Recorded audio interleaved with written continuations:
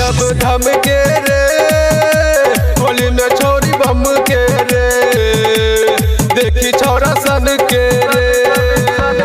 DJ जब धमके रे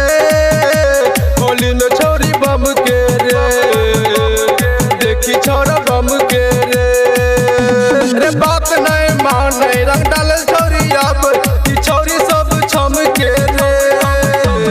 DJ जब धमके रे की होली में छोरी बम के रे की देखी छोरा सन के रे PM recording studio Alamnagar Madhepura.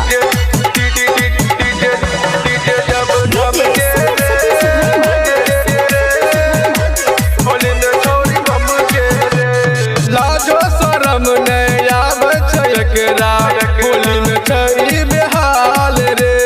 रंग डालत डालत भागल देखा गाल दोनों लाल रे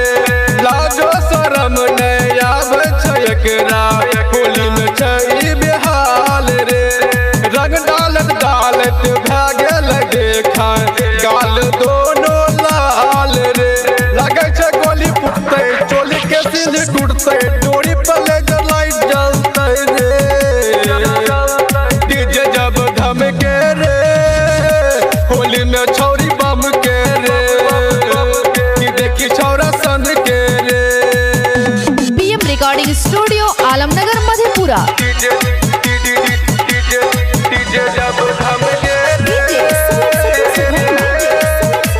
होली में छोरी बम के रे कहा जो डीजे वाला सुने रे भैया लगे तो बड़का जुलूम रे छोरा सबके मन लाग छै रे करवा दे छै वॉल्यूम फुल रे कहा जो डीजे वाला सुने रे भैया लगे तो बड़का जुलूम रे छोरा सबके मन लाग छै रे करवा दे छै वॉल्यूम फुल रे साल भर में होली आवे रमेश के गाना बाजे डीजे पे सब